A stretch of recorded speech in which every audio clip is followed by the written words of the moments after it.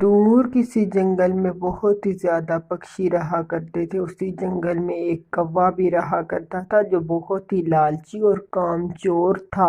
سردیوں کا موسم نزدیک تھا۔ ارے کوے دیکھو نا، اس دفعہ میں نے سردیوں کا گھر نہیں بنایا۔ اس دفعہ ہم ان سردیوں میں کیا کریں گے؟ کوا ایسے کہتا ہے اور کوی پھر جواب دیتی ہے، ارے کوے جی کیوں فکر کرتے ہیں؟ اس دفعہ اس چڑیا کا گھر ہم ہتھیائیں گے، اس کو پتہ بھی نہیں چلے گا کہ اس کا گھر کدھر گیا۔ دونوں نے ایسی ترتیب لگا لی تھی کہ ہم چڑیا کا گھر ہتھیائیں گے، اور کوا پھر کھانے کی تلاش میں نکل جاتا ہے اپنے گھر سے باہر۔ ایسے ہی کچھ دنوں کے بعد جنگل میں تیز برف باری اور ٹھنڈی کا موسم شروع ہو جاتا ہے۔ سب پکشی پرندے نے اپنے مضبوط اور پکے گھر اس سردیوں میں بنا لیے تھے، کیونکہ انہیں پتہ تھا کہ اس دفعہ تو بہت ہی سردی ہوگی۔ سب اپنے اپنے گھروں میں آرام سے بیٹھے ہوئے تھے۔ کوا چڑیا سے کہتا ہے، ارے میری پیاری بہن، پلیز تم مجھے اپنے گھر میں رہنے کو جگہ دے دو۔ میری بیوی اور میرا بیٹا ٹھنڈ سے مر رہے ہیں۔ پلیز چڑیا رانی میری مدد کر دو، میں تمہارا احسان زندگی بھر نہیں بھولوں گا۔ چڑیا کو کوا ایسا کہتا ہے، اور چڑیا تو بہت رحم دل کی تھی۔ چڑیا کوے کی بات مان لیتی ہے اور اسے اپنے گھر میں لے آتی ہے۔ پھر کوا چالاکی سے سب پکشی پرندوں کو کھانے کی تلاش میں لے جاتا ہے، اور بعد میں وہ چڑیا کے گھر میں قبضہ کر لیتا ہے، کیونکہ چڑیا تو بہت ہی سمجھدار بھی تھی اور چڑیا نیک دل کی بھی تھی، اس وجہ سے وہ سب کی بات مان لیتی تھی۔ پر کوے نے چڑیا کے گھر پر اپنا قبضہ کر لیتا ہے۔ کیا کہتی ہو کوی؟ اپنے پتی کے دماغ کو دیکھو، کیسی میں نے اسکیم لگائی اور اس چڑیا کو گھر سے باہر پھینک دیا۔ اب یہ گھر ہمارا ہے، چڑیا اس گھر میں کبھی نہیں آ سکتی۔ کوا ایسے خوش ہوتا ہے اور چڑیا بیچاری کا گھر قبضہ کر لیتا ہے۔ ماما چڑیا تو بہت ہی رحم دل کی تھی اور بہت ہی کمزور تھی، وہ اس کوے کا سامنا نہیں کر سکتی تھی۔ پھر چڑیا درخت کے پاس جاتی ہے جو اس جنگل میں ہر ایک کی مدد کرتا تھا۔ ارے چڑیا رانی، میرے پاس کیوں آنا ہوا؟ چڑیا کیا کام ہے؟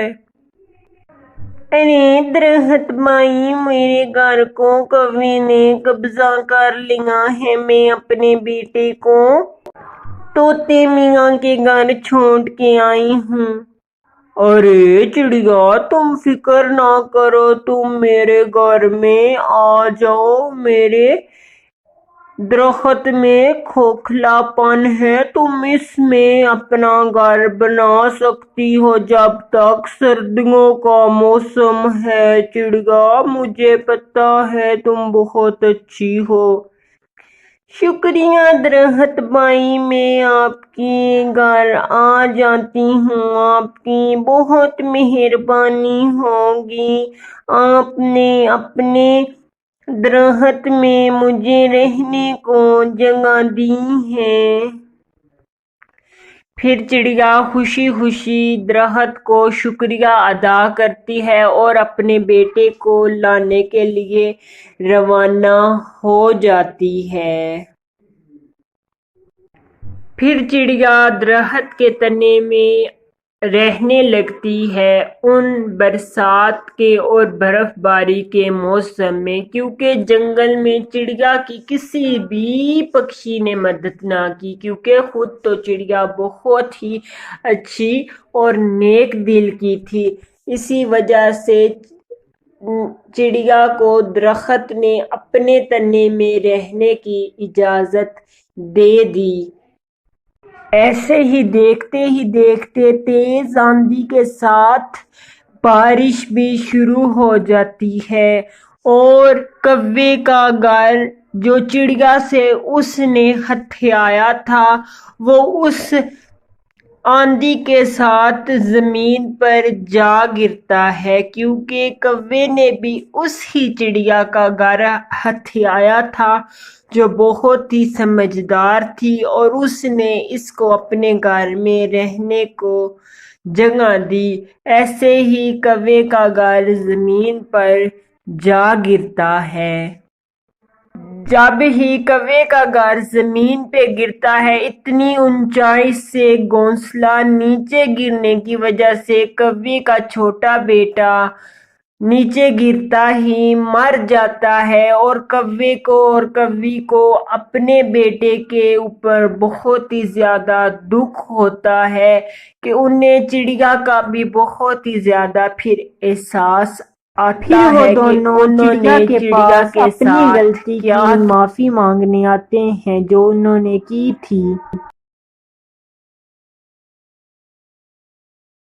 مما باہر کوا انکل آئے ہیں۔ جی میرے بیٹے، مجھے پتا ہے۔ اب یہ کوا پتا نہیں کیا چاہتا ہے۔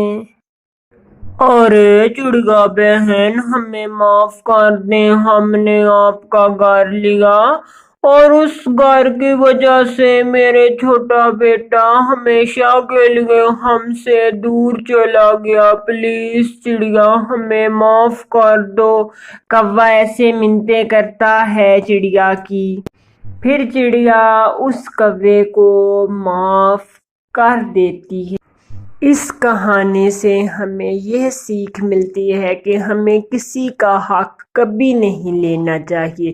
اگر ہم کسی کے ساتھ ایسا کریں گے تو اللہ تعالیٰ ہمارے ساتھ بھی ایسا ہی کرے گا، کیونکہ دیکھیں اس کوے نے چڑیا کا گھر ہتھیا لیا تھا، وہی گھر کے نیچے اس کا بیٹا معصوم آ گیا اور وہ ہمیشہ کے لیے ان دونوں کو چھوڑ کر چلا گیا۔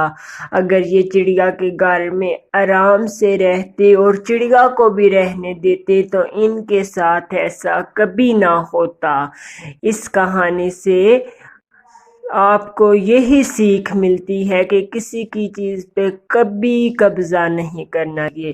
اگر آپ کو ہماری آج کی سٹوری پسند آئی ہو تو ہمارے چینل کو سبسکرائبر اور لائک اور شیئر کرنا نہ بھولنا۔